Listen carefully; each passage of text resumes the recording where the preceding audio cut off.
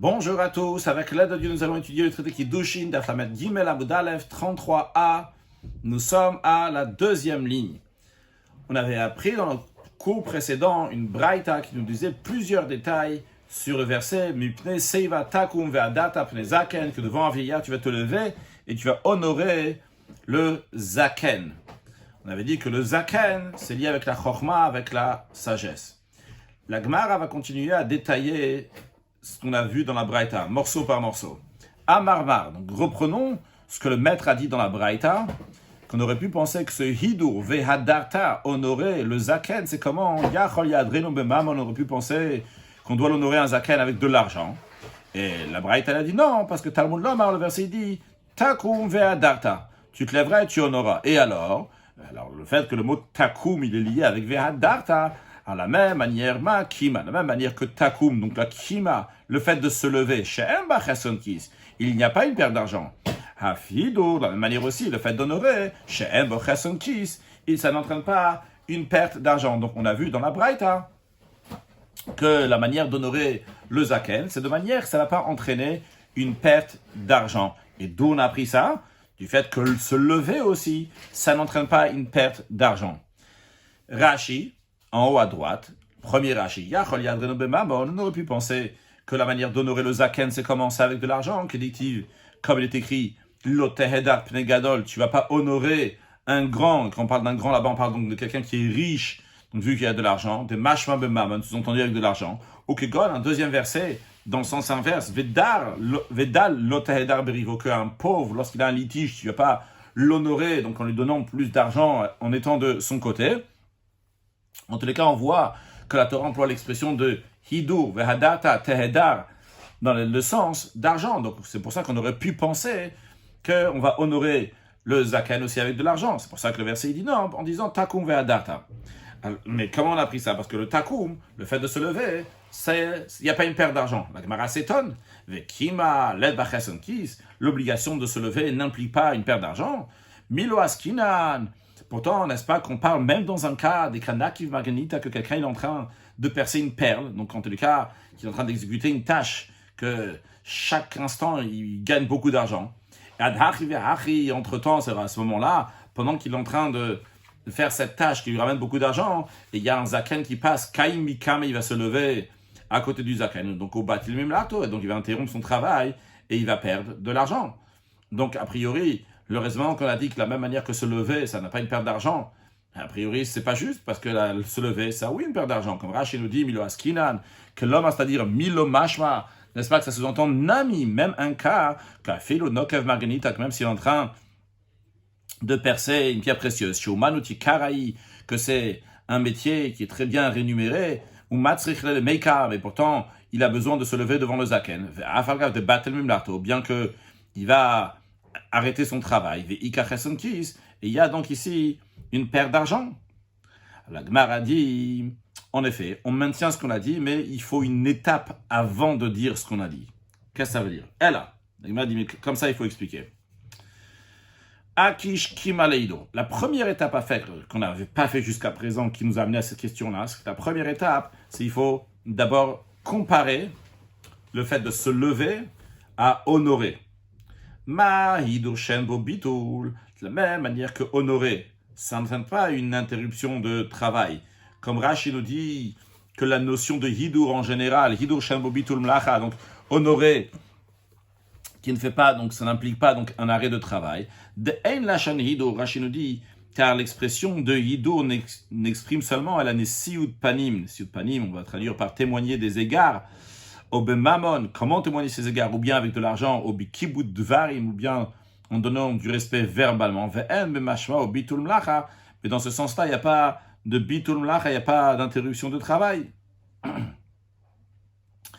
Donc, de la même manière que le hidur, donc de la première étape, c'est à dire comme ça, ma hidur shen bo bitul.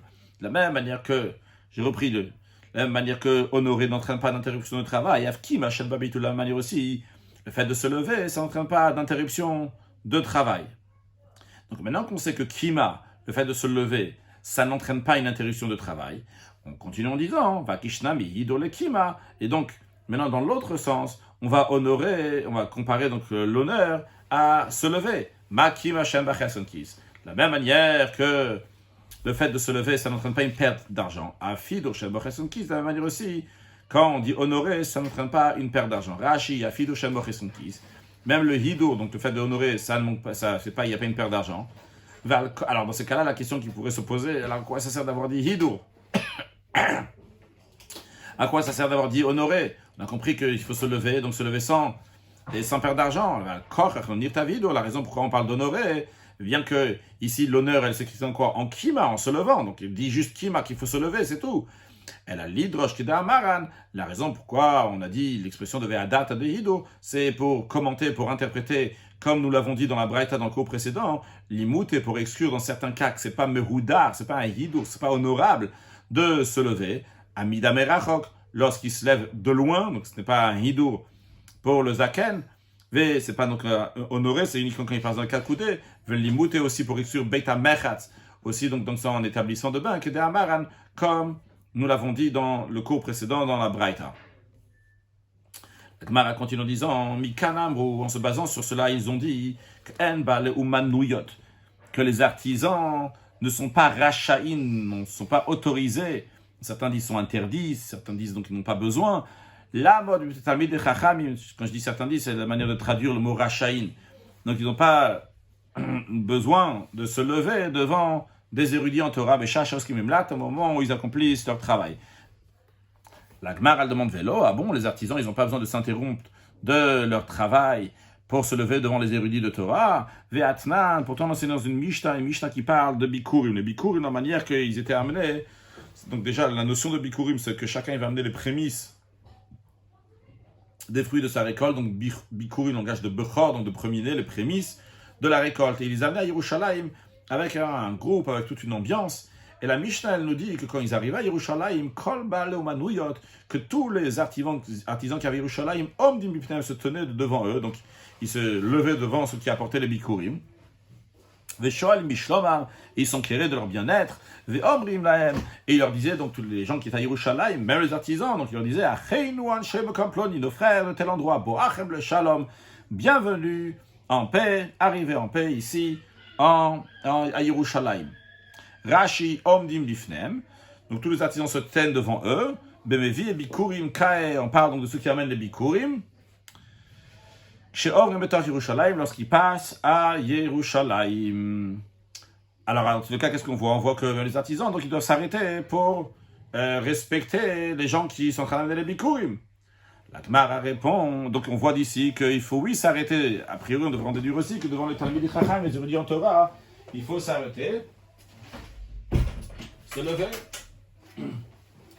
Pour eux, la Gemara répond à Rabbi Yochanan. Rabbi Yochanan a dit, les artisans d'Yerushalayim se levaient devant eux, devant ceux qui apportaient les bikurim, mais peut-être Talmid Chachamim, mais devant les érudits en Torah, ils ne se levaient pas. Einamdim. Quelle est la raison, quel est le raisonnement qu'il y a derrière ça? Alors, la Gemara propose, Rabbi Yosef Barav, il propose que Boré, Kama Chavira Mitzvah Beshata, vient voir combien une mitzvah est chérie au moment de son accomplissement.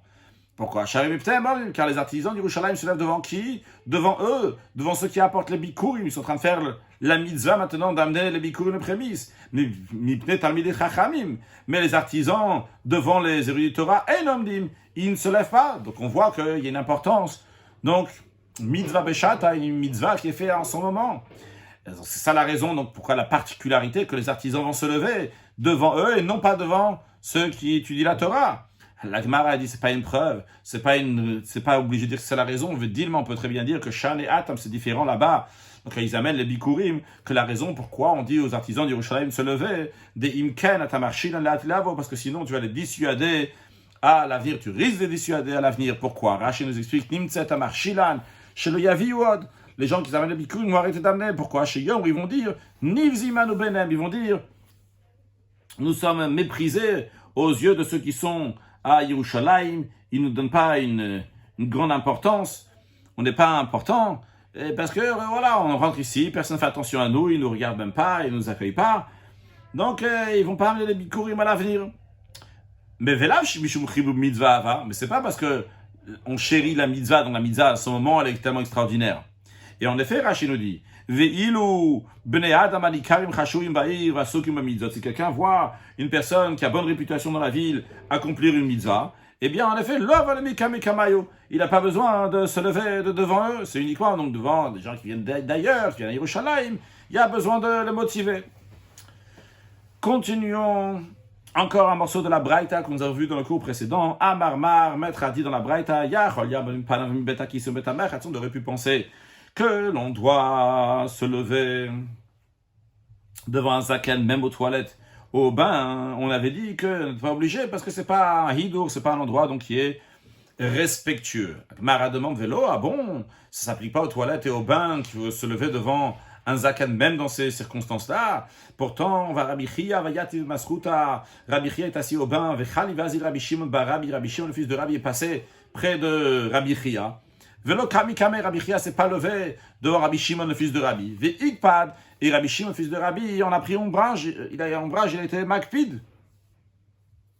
Rashi Masruta, c'est un mechat, un établissement de bain, qui est des betakemin, comme on traduit. Vayichat, c'est la ve'asre. On voit que ve'asre, c'est un rachin que masruta. Donc vayichat, zrichitza, bedrichitza, un endroit donc on se lave, un endroit de bain.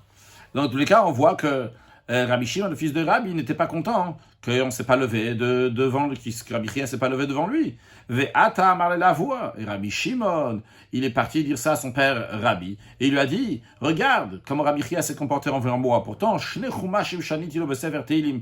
Je lui ai enseigné 2/5 du livre des psaumes, c'est-à-dire du midrash, des commentaires du livre des psaumes. Velo amanepana, et pourtant il ne s'est pas levé devant moi. Rashi shne chumashim, Rashi traduit le mot chumashim dans le langage shne chamishiot shel sefer. Donc 2/5 du livre Shanitilo, je lui ai enseigné du Teilim midrash agadotav. Donc le midrash, les commentaires donc des agadot, donc comment expliquer donc les versets. Vetou, encore une autre anecdote similaire. Bar Kapara, il y avait Bar Kapara. Il y en a qui disent que ce n'était pas Bar Kapara, mais Rabbi Shmuel Bar Yosef, Kavayat et Masruta, ils étaient assis dans l'établissement de bain. Et encore une fois, c'était Rabbi Shimon, fils de Rabbi Al Ve'azil Rabbi Shimon Bar Rabbi. Velo Kame Kame. Et Bar Kapara, ou bien Rabbi Shmuel, ne s'est pas levé devant Rabbi Shimon, le fils de Rabbi. Ve'ikpad, Rabbi Shimon en a pris ombrage. Ve'at amar la voix.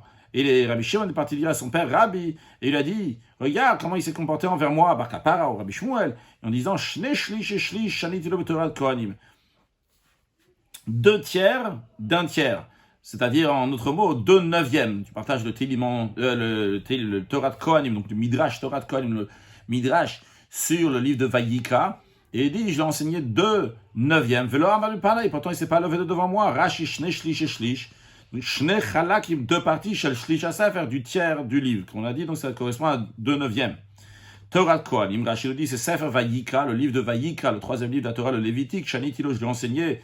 Braïta shel midrash asefer, la braïta donc de l'interprétation du midrash donc qui commente le livre de Vayikra. Qu'est-ce que son père Rabbi a répondu à Rabbi Shimon? Amarlo, il lui a dit, c'est la raison pourquoi il ne s'est pas levé devant toi quand tu es passé. Shema bahen yeshomar, parce que peut-être en effet en étant assis, il pensait justement à ce que tu lui as appris, donc il a été concentré, c'est pour ça qu'il n'a pas remarqué que tu passais devant lui. Donc ça, c'est l'histoire. Maintenant, nous, ce qui nous intéresse, c'est de savoir est-ce qu'il faut se lever devant un zaken dans le Beit Akis ou le Beit Merchatz, est-ce qu'il faut se lever devant le sage dans les toilettes ou dans le bain. La Braïta, elle a dit non, parce qu'il n'y a pas de hidour, c'est pas honorable. Mais pourtant, ici, dans cette histoire-là, on voit que Rabbi Shimon, il attendait que l'élève va se lever devant son maître, même dans un Beit Merchatz, même dans un établissement de bain. Comme la Gemara explique la question, Tam a toute la raison pour laquelle sa conduite peut être justifiée, la conduite de l'élève qui ne s'est pas levé peut être justifiée, parce que de Bain Yoshev ou Me'arer, parce que sûrement on dit qu'il est en train de penser à cet enseignement. Ah, la varim, autrement, si ce ne serait pas le cas, l'eau, ça n'aurait pas été justifié, il aurait dû se lever. Rashi Bain Aya Me'arer, donc Vetaoud Aya, donc il était préoccupé, Velohevin, il n'a pas remarqué, lorsque tu passais devant toi. Ça, c'est ce que Rabbi a répondu à Rabbi Shimon. Mais a priori, donc la Gemara a dit, en effet, c'est la seule raison pourquoi on peut justifier leur comportement. La Gemara répond, lo kasha, c'est pas une question. C'est pas une contradiction entre la Braïta qui dit qu'il ne faut pas se lever dans l'établissement de bain et le comportement des élèves de Rabbi Shimon qui auraient dû se lever. Pourquoi? Il y a une différence. Si c'est donc à l'intérieur, si c'est à l'extérieur, c'est-à-dire si c'est les pièces intérieures du bain ou bien les pièces extérieures du bain. C'est quoi la différence? Dans les pièces intérieures du bain, les gens sont entièrement nus. Donc, dans ces cas-là, il n'y a pas de respect. Il n'y a pas la notion de respect dans cet endroit-là. En revanche, dans les pièces extérieures dans lesquelles les gens sont habillés, là-bas, il y a oui la notion de respect. Rashi, Bategavae. Donc, les pièces intérieures, Makom, c'est l'endroit chez Bnei Adam Omdimarum que les gens sont nus dans l'établissement de bain dans cette pièce-là. Donc, dans ces cas-là, il n'y a pas de quoi faire le hid ou d'honorer le maître. Veha de Rabbi Shimon Berabi, et l'enseignement de Rabbi Shimon, fils de Rabbi, Batebrae, ça parle donc dans des pièces extérieures, Makom chez Omdim Levushim, dans l'endroit donc on se tient habillé, des Hata Makom Hiduru, parce que là-bas, c'est un endroit où il y a de quoi respecter. La Gemara a dit qu'en effet, c'est logique de comprendre ainsi que c'est passé dans les chambres extérieures du bain. Pourquoi? Dans tout, on a le droit de penser à des paroles de Torah, c'est sauf au bain et aux toilettes. Donc, qu'est-ce qu'on voit? Que s'ils sont en train de penser, Rabbi, il a dit à son fils Rabbi Shimon que sûrement ton élève, il était en train de penser à ce que tu lui as enseigné. Alors, c'est sûr, vu qu'on vient de voir ici qu'on n'a pas le droit de penser de la Torah, donc on est dans le Bet HaMerchatz, dans l'établissement de bain. Donc comment on peut dire qu'ils ont pensé à des paroles de Torah? On est obligé de dire qu'en vérité, c'était dans les pièces extérieures. Mais la Gemara dit, ce n'est pas d'abord Rashi, de Rabbi Shimon Berabi, que c'est logique de dire que l'histoire avec Rabbi Shimon, fils de Rabbi, s'est passée dans les pièces extérieures. Mais des Kamarlé, vu que son père Rabbi a dit, son fils Rabbi Shimon, il a dit, Bahen Yoshaou Ma'ar, que ton élève est en train de penser à ce que tu lui as enseigné. La Gemara a dit non, c'est pas ce que tu viens de dire à Achinam Mistabre, que c'est logique de dire parce que ils sont en train de penser à de paroles de Torah, c'est pas une preuve. Pourquoi? Parce que Dilma, peut-être, les Onse Shane, dans un cas où quelqu'un pense à la Torah contre son gré, c'est différent. Qu'est-ce que ça veut dire? Rashi le Onse Shane, pas mieux des fois, chez Tarud, des fois la personne est très concentrée dans son étude, mais Ayel Bishmut, donc il est concentré dans ce qu'il est en train d'étudier. L'Ifne Knisat la Merchatz, avant de rentrer dans l'établissement de bain. Vers lequel, c'est pour cela, contre son gré, contre son gré, littéralement c'est dans sa bouche, c'est pas spécialement dans la bouche, comme je le comprends dans Rashi en tous les cas. Velibo, c'est dans sa tête, il est préoccupé à cette sujet d'étude, mais Ayen be Bet HaMerchatz, et il continue à y penser, même quand il rentre dans le Bet HaMerchatz, dans l'établissement de bain. Ok, passons maintenant encore une autre étape de la Braïta. La Braïta, elle avait dit, Yachol Yatzimeinav, on aurait pu penser qu'un homme peut fermer les yeux lorsqu'un zaken, il passe près de lui, agir comme si qu'il ne l'avait pas vu. Et justement, on a dit, donc, arrête, attention, tu vas craindre Dieu, tu ne dois pas faire comme ça, faire semblant que tu n'as pas vu. La Gemara demande, Atu Birshi Askinan, est-ce qu'on parle des gens mauvais, des gens qui ferment les yeux quand ils voient le zaken? Rashi Birshi Askinan Bitmia, avec étonnement, la Malikra, pourquoi j'ai besoin d'un verset pour ça? Imra Vatsameina, s'il a vu le zaken arriver, il ferme les yeux, Are Avaral Takumvadat, elle a transgressé ce que la Torah dit, que tu dois te lever et tu vas l'honorer. Alors la Gemara dit, elle a de quoi on parle ici dans la Braïta. On parle de quelqu'un qui ferme les yeux, mais quand est-ce qu'il ferme les yeux? Non pas quand le zaken y passe juste devant lui, mais Yachol Yatzim Einav, il a fermé ses yeux, avant que le moment de l'obligation se présente. S'il voit le zaken qui s'approche, lorsque le zaken il va être là, il va devoir se lever devant le zaken, parce qu'il est dans ses quatre coudées. Qu'est-ce qu'il fait? Il ferme les yeux avant que le zaken arrive dans ses quatre coudées. Lorsque le moment de l'obligation arrive, lorsqu'il se trouve dans les moins de quatre coudées, à ce moment-là, il ne le voit plus. Donc, il n'y a pas la raison de Kaim Bikam, il a plus besoin de se lever devant lui, il ne le voit pas. C'est un mot de l'homme, hein. Sur ce verset, il dit, Takumviareta. Tu te lèveras et tu craindras ton Dieu. Rashi. Zman Chiyuve, qu'avant que ça arrive l'obligation, Be'arba Matan c'est quatre coudées, Kaman, comme donc on va apprendre plus tard dans la deuxième page, dans le deuxième verso de la Medgim et la Moudbet, dans le prochain cours. On verra donc quand il arrive dans ses quatre coudées, il faut se lever devant lui. Et c'est pour ça, Talmud l'homme arrête, c'est pour ça que le verset dit tu vas craindre. Rashi yesh lecha lira mina yotzer, donc tu dois craindre du Créateur à Yodea marchavotecha, qui connaît tes pensées, she'atamevakesh tarbulot, que tu cherches des manipulations, des possibilités, les pater mitzvot pour être exempté de son commandement. Donc tu n'as pas le droit de faire ça. Tana, c'est dans la Braïta, vu que le verset dit takum ve'adar, tu vas te lever et tu vas honorer, ça veut dire que ça doit être une kima, bien de se lever, qui est jbaïdo, que c'est de manière qui a un honneur. C'est quoi se lever, donc qui a un honneur? Je veux dire, donc c'est les 4 amot du Zaken. Quand ça arrive dans les 4 amot du Zaken, à ce moment-là, il faut se lever. Rashi Shesh Bahidur. Donc il y a un kavod qui a en honneur une sioud panim, donc le tenir rigueur, de bien le respecter. Chez Davara Nikaru, ça c'est remarquable chez Bishilo Avad, que c'est pour lui qui s'est levé. Donc c'est quand est-ce qu'on voit ça? C'est quand il est dans les 4 coudées. Amar Abaye, et Abaye il a dit, Lo Amaran, quand est-ce que ça a été dit, qu'on a dit ça, qu'il faut se lever dans ces 4 coudées, le Berabo chez Inomuva, uniquement dans son maître, qui n'est pas un maître mouvak, donc qui n'est pas son maître principal. Ah, le Berabo mouvak, mais si c'est son maître principal, eh bien, Meloenav, il doit se lever dès que son maître est en vue. Rashi, il n'y a pas de Rashi, on continue. La Gemara raconte qu'Abaye, Mechia, va chazel le ouden de Chamad Rav Yosef.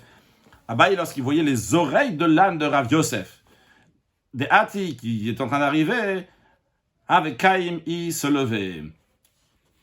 La Gemara raconte Abaye, Avarach Ivcham, Abaye Shoshanan, Kamaz Gagudan Nasaga. Il allait le long du fleuve qui s'appelle Saga.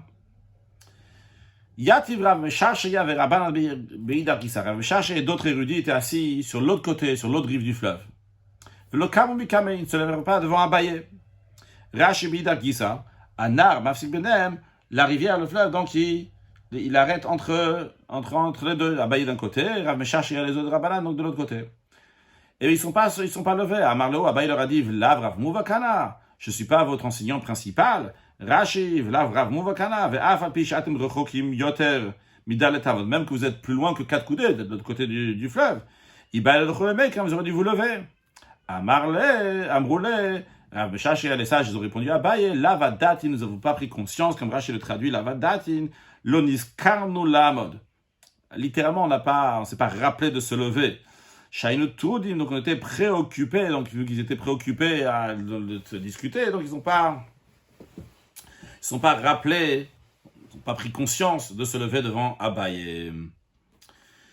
Rabbi Shimon ben Elazar, c'est la suite de la braïta qu'on a vue avant, qu'on a développée, maintenant on rajoute encore. Rabbi Shimon ben Elazar, il dit, Mina, il les a.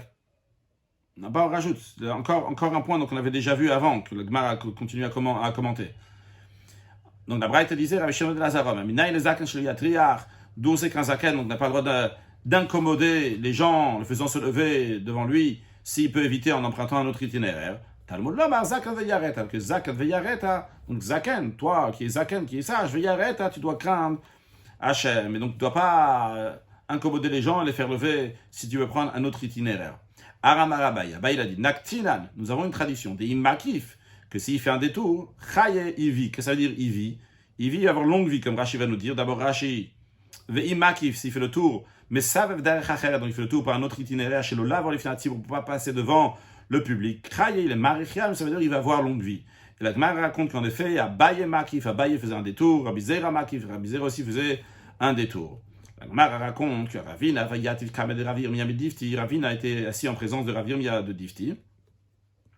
Chalaf ou Gavra, il y a un homme qui est passé à côté de Kamed devant eux, et Velomir Sereja. Et il n'a pas couvert la tête, il n'a pas couvert sa tête. Khalafaou Gavra Kame devant lui, j'étais devant eux, c'est vrai qu'il est passé devant eux, mais c'est la Gemara souligne donc devant Rabbi Irmia. Il n'a pas couvert sa tête. Amar de Gravina, il a dit Kamachatsi Gavra, comment cet homme, il est insolent, qu'il aurait dû se couvrir sa tête en signe de respect devant qui il passe. Rashi. Pas de Rashi. Alors, Rabbi Irmi a répondu à Ravina, il a dit Dilma peut-être, Matam Chassianiou.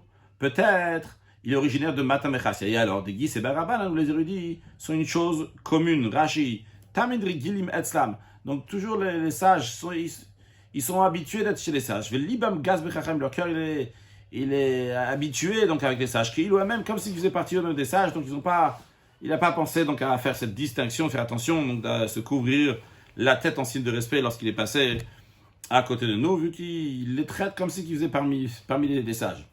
Ils ont là-bas l'habitude d'avoir que des sages, ou beaucoup de sages. La Braïta disait à la fin que ici Ben Yehuda, mais ici Ben Yehuda dit, que Seva Takum, que devant un vieillard tu vas te lever, va fil kol Seva Macha. Sous-entend tout vieillard, même un impie d'après ici Ben Yehuda. contrairement au premier Tanakam et Rabbi Saklili qui n'est pas d'accord avec ça, pour ceux qui se rappellent de la Braïta. Alors, Amar Rabbi Yochanan dit, Allah qui ici Ben Yehuda, que la loi à l'étranger comme ici Ben Yehuda, que devant tout vieillard, même impie, il faut se lever.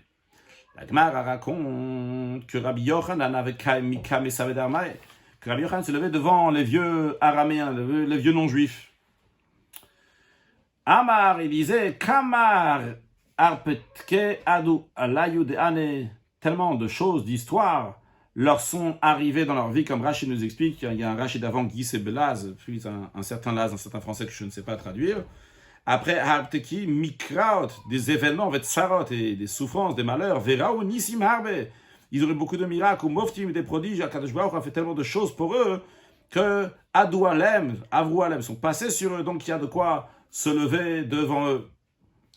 Donc ça correspond avec l'idée de ce qu'ici Ben Yehuda dit, que devant un vieillard, tout vieillard, même un impie, il faut se lever devant lui. La Gemara continue à dire dans cet esprit-là que Rava, Mikam Lokae, Rava il ne se levait pas devant eux, mais Hido Ravado, mais il leur faisait un honneur symbolique. Abaye, en ce qui concerne Abaye, Yaïv Yeda le savait, il donnait sa main au vieillard pour qu'il puisse s'appuyer sur sa main.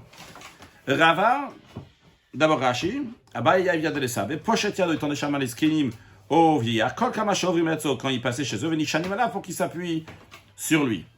Rava, la Gemara nous dit, Meshader Shlouché, il envoyait son agent pour qu'il lui tourne la main. Rashi, Rava, Yasholeh Shlouchav, il envoyait donc son agent, Livshot la Yad pour leur tendre la main, ou Atzvolo, mais personnellement, il ne le faisait pas. Rav Nachman, Meshader Gozaï, il envoyait ses gardes. Pourquoi il ne le faisait pas lui-même, il envoyait ses gardes pour soutenir donc les vieux. Amar, il disait, il lave Torah si ce reste la Torah, Kama Nachman Baraba Ikabeshuka. Combien de Nachman Baraba il y aurait dans les rues? C'est-à-dire qu'il y a celle de la Torah qui me distingue parmi les autres. Donc, ce qui me distingue, c'est la Torah. Donc, par rapport à l'honneur de la Torah, je ne vais pas aller moi personnellement aider ces vieillards, mais il envoyait donc ses gardes. Rashi Ranach Meshad Gozaï, donc c'est Sarissim. Donc, ces gardes, chez eu Tamil Lefanav, qui était toujours devant lui. Pourquoi il avait toujours donc des gardes avec lui? En quoi était son importance? Rashi nous dit, il y a Sachat Ananas, qui a été un prince, le gendre du chef de la génération, VA, du tribunal, pardon, VA Bedin, et c'était donc Anasi VA Bedin, donc le chef du Bedin, donc c'est pour ça que c'est la raison pour laquelle, Kayurigilim Lamod Lefanav Meshatim, c'est pour ça la raison pour laquelle qu'il y avait devant lui des gardes, les Hakot, pour frapper, Velakov, de forcer, Mandelot Sayedin, à celui qui ne va pas écouter, qui ne sera pas d'accord avec qui ne